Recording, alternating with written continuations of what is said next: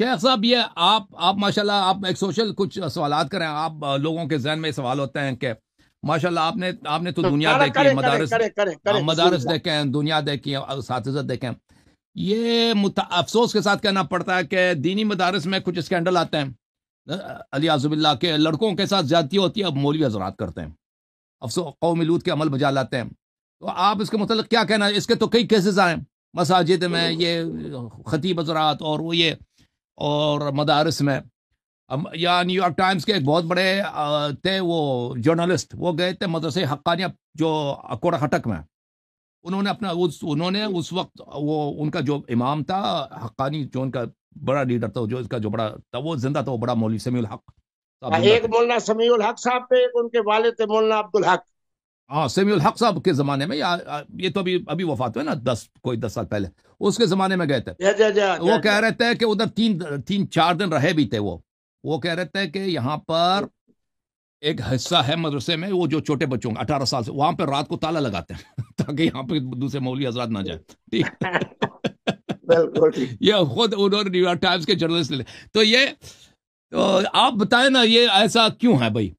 وجہ اس کی وہ کچھ اپنے تاثرات میرے بیٹے بتائیں. دیکھو بات سنو، میرے بیٹے بات یہ ہے کہ جو کچھ آپ کہہ رہے ہو نا، اس کا میں انکار اس لیے نہیں کر سکتا کیونکہ میں حقیقت والا بندہ ہوں اور حقائق کی بنیاد پہ بات کرتا ہوں. بات یہ ہے کہ میں نے علماء کو کہا کہ تمہارا کوئی نہ کوئی جو مسئلہ بنتا تھا وہ بنتا تھا بچوں کے ساتھ. اور قبلہ مفتی عبدالقوی صاحب کو آپ پورے اہل سنت علماء، اہل تشیع علماء مجھے گولڈ میڈل پہنائے کہ میں نے کم از کم مولوی صاحبان کے رخ کو فطرت کی طرف تو کیا ہے نا. کم از کم اب یہ ہے کہ بچے والی بات نہیں ہوتی، بچی والی بات ہوتی ہے. دیکھیں بات یہ ہے کہ یہ زندگی کے اندر حقائق ہیں جن کا انکار نہیں کیا جا سکتا. اچھا یہی معاملہ، اب مجھے نہیں پتا آپ افغانستان کی پٹھان ہو یا ہزارہ ہو، پٹھانوں کے بارے میں بھی یہی مصیبت ہے، ان کے بارے میں بھی یہی کہا جاتا ہے. اچھا ہماری جو فوج کے لوگ ہوتے ہیں ان کے بارے میں بھی یہی مصیبت ہے. جہاں رجال مع الرجال رہیں گے وہاں یہی مسئلہ ہوگا. اس لیے آپ کی جو معلومات ہیں وہ بالکل درست ہے، اور اس طرح کے معاملات مدارس میں ہوئے، اللہ تبارک و تعالیٰ معاف کرے.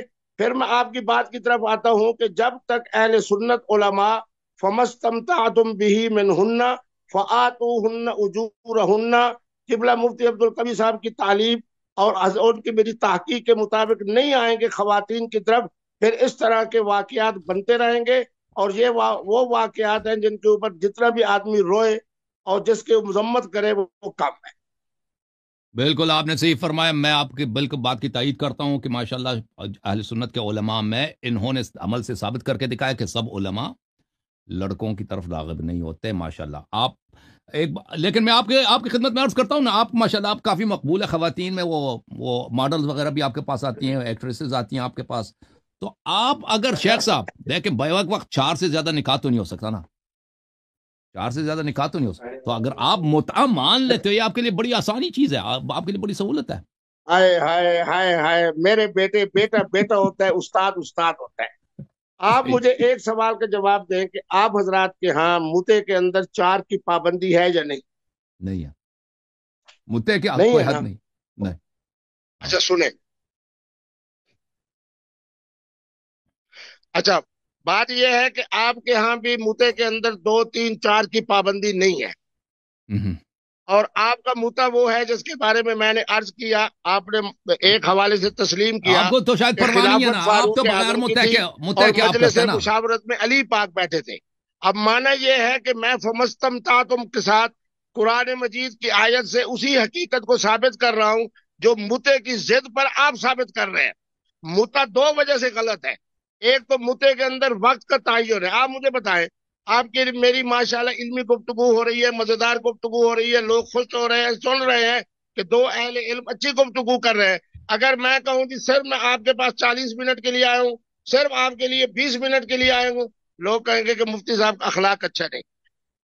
عورت جیسی نعمت عظما ہے اور آپ کہیں جی 1 گھنٹے کا متا، 1.5 گھنٹے کا متا، 2 گھنٹے کا متا، یہ چیز حکمت کے بھی خلاف ہے، عقل کے بھی خلاف ہے. اس لیے متا حرام ہے اور استمتاع حلال ہے.